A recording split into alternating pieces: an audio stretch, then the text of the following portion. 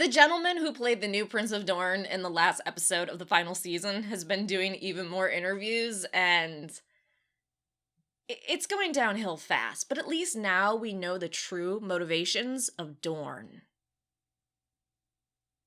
Maybe. Kinda. If you're not familiar with the new Prince of Dorne, he was played by Toby Osmond, and I did another video where I covered an interview where he basically talked about his character and who he thinks he is, because D&D never told him who he is.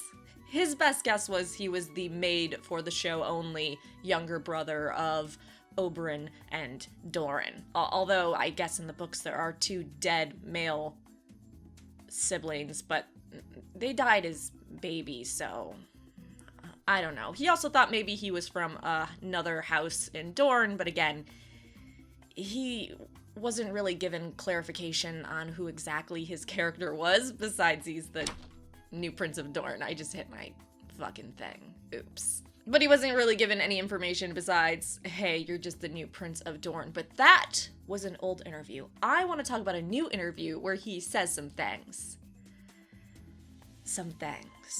First, he didn't even know what the role was when he auditioned to be on Game of Thrones. He just knew he was a character in Game of Thrones and that they were calling for 4 powerful men and 1 charismatic one for the final episode in the final season, and he was put forward as the charismatic one. In fact, when the casting director was auditioning him, this is what he was told according to Toby. Okay, Toby, imagine you're in this sort of war council, and you're discussing battle tactics to defend a city. And I'm like, okay, cool. She's like, you're the leader, you're the commander, you're surrounded by your sort of captains and generals, and you're sort of arguing with them about the best way to defend the city. And I'm like, so how do you want me to do this? Do you want me to just ad-lib it, or what? She's like, yes, in a Dornish accent. That was the first I knew that the role was Dornish and some sort of leader. I understand the level of secrecy, though. They went to great lengths to try to keep as much as they could under wraps about the final season of Game of Thrones. Thankfully, D.B. Weiss, one of the showrunners, did go up to him and give him some directions on how he should feel in that scene. 3 days into filming that scene, so Toby had a fun little story about that. So it was funny because I think it was on something like day 3 or something, they were doing the close-ups on me. And it was only then when Dan came up to me and he's like, okay, so this moment's really important for Dorne. You're sort of really vested in this. And I was like, that is not how I've been playing it so far. You know when you give direction to an actor playing a character, DB, and I hate to tell you how to do your job, but since everyone tries to tell me how to live my life, I'll return the favor for you. So, generally, you want the actor to know his motivations and how to play a scene before he films that scene, not 3 days into it. Again, I'm not telling you how to do your job. I'm sure you're amazing at it, but you know, just my thoughts. But what do I know? Just history and science shit. Toby also shared what the new Prince of Dorne's thoughts were on Bran being made the new king of the 6, well, at the time they thought 7 kingdoms. I mean, I think I'm a bit preoccupied with my own position because I've only just become the leader of Sunspear and Dorne, so I think I'm sort of pleased to be at the table, I guess. But also I'm thinking about eyes on the prize. Like, look after Dorne. I'm assuming there's a lot of backstory and stuff between the scenes that we don't see off camera. For instance, none of these characters have even heard of the Three-Eyed Raven before, so we're assuming that a lot actually happened. Maybe there'll be a little Dornish uprising, take over the remains of the 7 kingdoms. Who knows? Whatever. Please, please, please tell me that is actually Dorne's plan, and they're like, oh yeah, cool, Bran, whatever. Okay, we're gonna head back to Dorne. Fuck you, we're now an independent territory again. I mean, Dorne should absolutely rebel against Bran being made king. I wasn't sure why Dorne didn't throw more of a stink, but maybe the new Prince of Dorne was just like, okay, I'm gonna sit here, I'm gonna play nice, I'm gonna go back to Dorne, fuck you guys, I'm out. Because honestly, it's going to lead to so many problems, Bran being king and him deciding that elections take place. It's gonna be a nightmare. Which, Funny enough, Toby actually thought Bran becoming king was so stupid that he thought he was filming a fake ending. Yeah, for real. So he shared.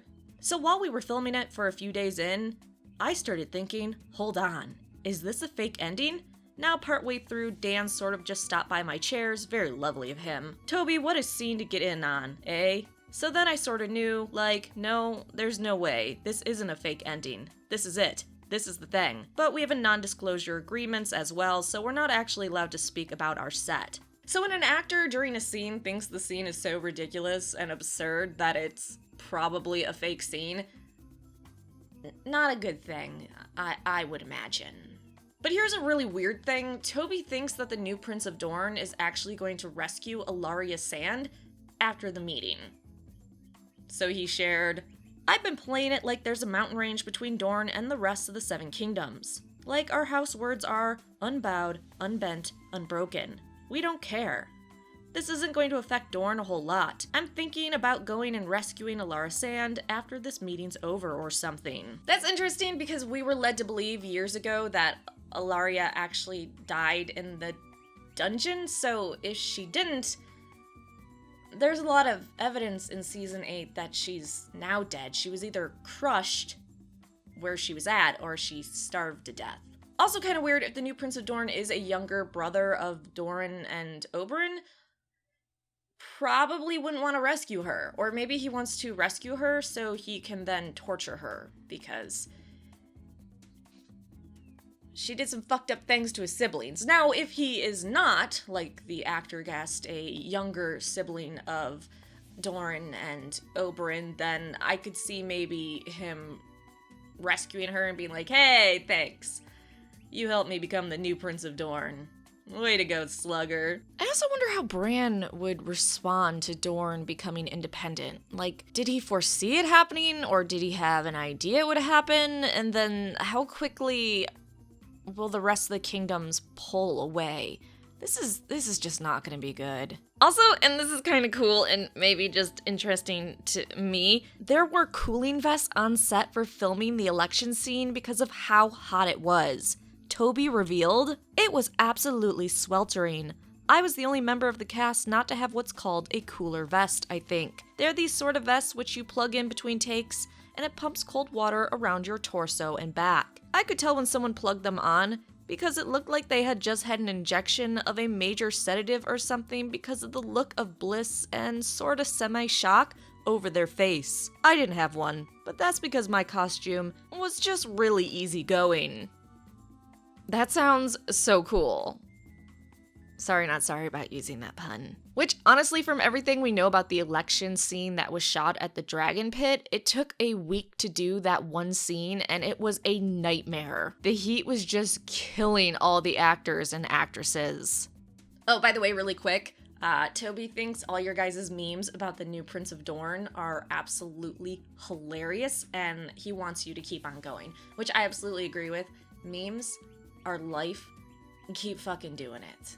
Oh, and in case you are wondering, yes, everyone that works on Game of Thrones is a complete sweetheart, so Toby also shared. I think it's nice for fans to know how lovely the overall cast and crew and the showrunners Dan and David, how lovely and down-to-earth and welcoming they are. Because you get a lot of film and TV sets where there's maybe some egos or attitudes or insecurities or whatever. This was one of the loveliest sets. I love our little Game of Thrones family. Lastly, and most importantly, Toby wants us to know that it wasn't him who left the plastic water bottle during filming for the Dragon Pit election scene. That was someone else, so his hands are clean. We gotta blame someone else. Although, you know what's funny? Sophie Turner recently blamed Kit for leaving out the Starbucks cup in the After the Short Night Winterfell feast, so I like how everyone's just turning on each other. As it should be. Alright, that is it. I'm sure this guy is going to be doing even more interviews because he's really hyped up about that role because supposedly it helped him climb the ladder of acting in some ways, so stay tuned for that. Also stay tuned for Dune, The Witcher series, more Game of Thrones, A Song of Ice and Fire stuff, and more.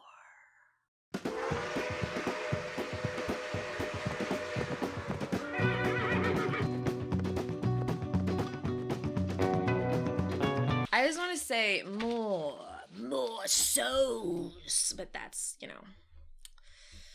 that's creepy.